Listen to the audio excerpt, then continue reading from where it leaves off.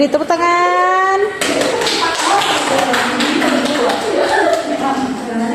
Baiklah, langsung saja untuk mempersingkat waktu, materi kita pada siang hari ini yaitu genetika kedokteran. Terlebih dahulu perkenalkan, nama saya Megawati sebagai moderator, dan ada Jika Sepani penyaji pertama, dan ada Mahyuni Rambe penyaji kedua, dan ada Rodatul Adawiyah kesimpulan.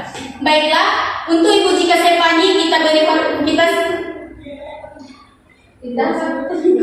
untuk Ibu Jika Sepani kita persilahkan dengan hormat. Tepuk tangan untuk Ibu Jika Sepani.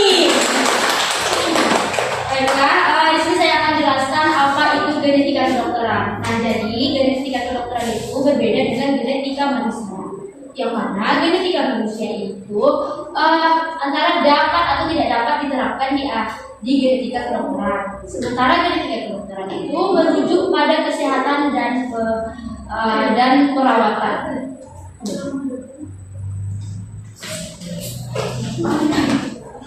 Bisa mencakup diagnosa, perawatan,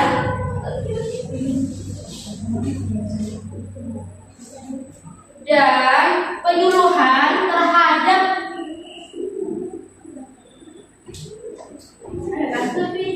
terhadap orang dengan gangguan genetik atau penyakit turunan ini.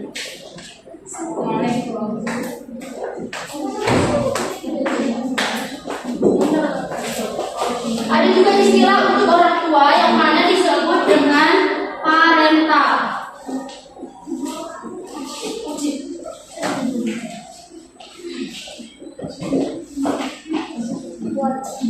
Parental atau P untuk anak atau turunan.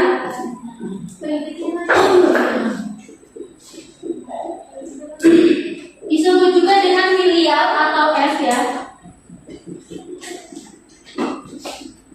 Jadi kalau misal dia turunan 1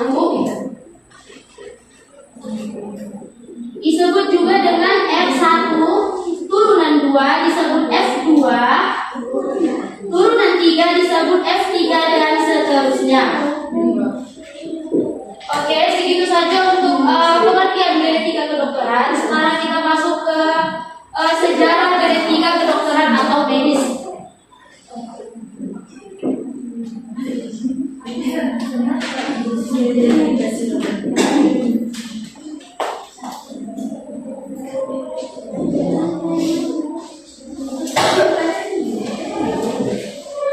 Nah, untuk uji coba genetika awal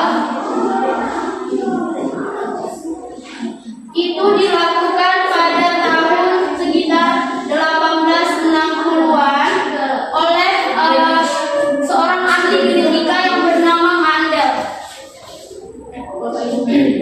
Mandel, bukan Amandel ya. Kalau Amandel itu beda lagi. Tapi Amandel ini itu bukan sebuah penyakit, tapi dia itu sebuah salah satu organ dalam tubuh kita yang berada di tenggorokan, pangkal lidah dan di dalam hidung. Nah, jadi kalau dia mengalami pembengkakan itu baru namanya penyakit yang disebut dengan radang Amandel. Nah, selain karena virus dan bakteri, radang Amandel ini juga bisa karena faktor genetika atau faktor keturunan. Apalagi yang kalau ini sistem kekebalan tubuhnya rendah, nah itu akan cenderung lebih mudah diserang si penyakit Amandel ini ya, radang tenggorokan itu. Oke, selanjutnya untuk genetika eksperimental.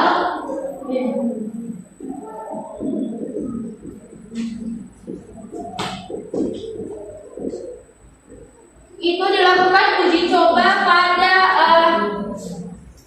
tahun sekitar 1900-an. Untuk uji coba pada pada tumbuhan itu ada jagung, dan pada hewan ada Drosophila dan tikus. Jadi Drosophila ini ialah sejenis lalat buah. Dan untuk selanjutnya kedokteran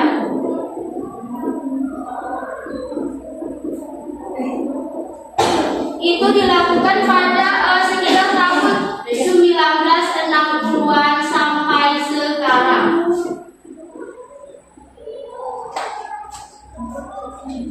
Nah, baiklah, jadi kalau bisa kalian bertanya apa-apa saja sih misal penyakit yang bisa disebabkan oleh genetika, oleh faktor genetika ini atau penyakit turunan ini, saya akan beri beberapa contoh ya.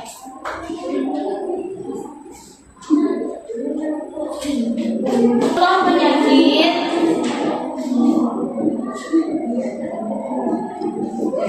yang bisa disebabkan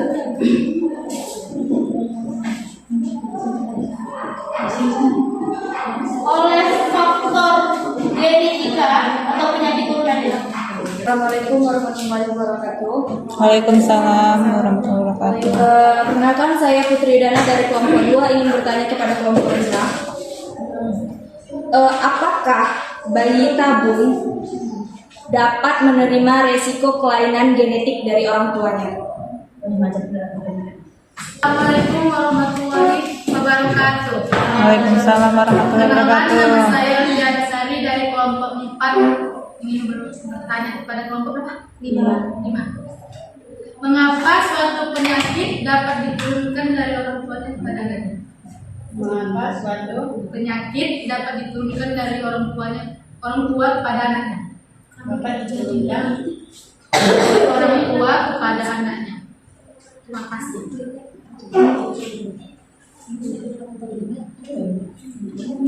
Berikutnya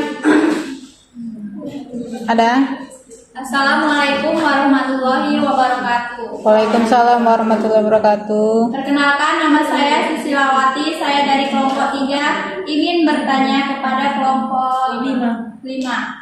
Di sini pertanyaannya yaitu, apakah perbedaan penyakit antara Down syndrome dan autis dan apakah keduanya sama? Apa Down syndrome? Sindrom. Iya, dan autis. Apakah keduanya sama dan autis? Perbedaan dan apakah sama penyakitnya? Terima kasih.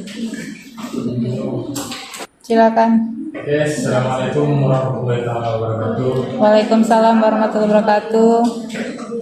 Kita berbicara tentang penyakit keturunan. Coba kalian sebutkan penyakit keturunan yang orang tua kalian miliki. Saya akan menjawab pertanyaan dari Putri. Terima resiko kelainan genetik dari orang tua. Oke, nah misal ada pasangan suami istri, orang itu memiliki kelainan genetik atau penyakit ya kan. Nah itu bisa diperkecil dengan melakukan program bayi tabung. Tapi nggak menutup kemungkinan bahwa itu benar-benar enggak menurun ya, tapi hanya memperkecil kemungkinan. Bagaimana Putri bisa terima? Saya di sini akan menjawab pertanyaan dari kelompok 4. Mengapa suatu penyakit dapat diturunkan dari orang tua kepada anaknya?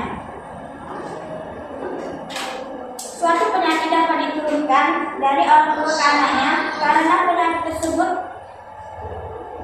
terpaut kromosom, baik terpaut kromosom tubuh atau autosom, maupun terpaut kromosom atau gonosom. Penyakit yang terpaut autonosom misalnya albino, thalassemia, polidactyly, anemia, sel sakit, dan lain sebagainya. Gimana? Ya. Baiklah, di sini saya akan menjawab pertanyaan dari kelompok 3. Apakah penyakit Down syndrome dalam autisme sama? Sesungguhnya autisme dan Down syndrome adalah kondisi yang terpisah, tetapi mungkin saja seorang memiliki keduanya.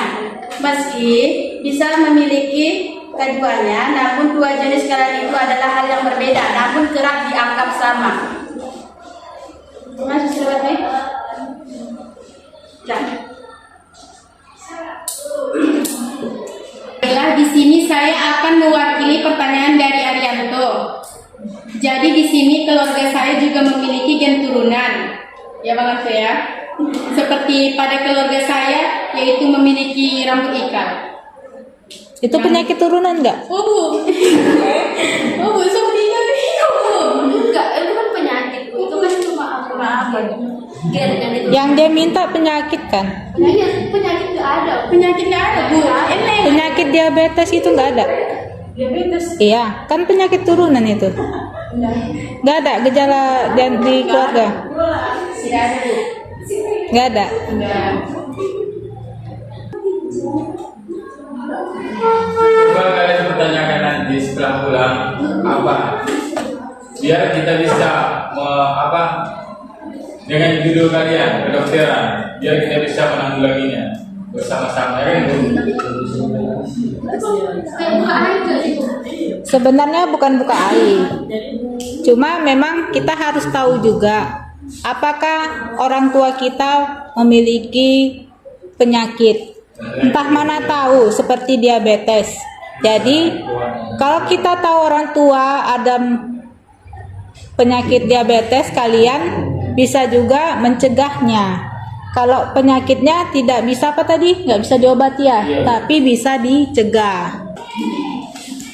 Demikianlah presentasi dari kami. Jika ada kelebihan itu mungkin dari saya dan kekurangan itu mungkin dari teman-teman saya. Kami dari kelompok Kaptus Raja Menabung mengucapkan wassalamualaikum warahmatullahi wabarakatuh. Waalaikumsalam warahmatullahi wabarakatuh. Beri tepuk tangan.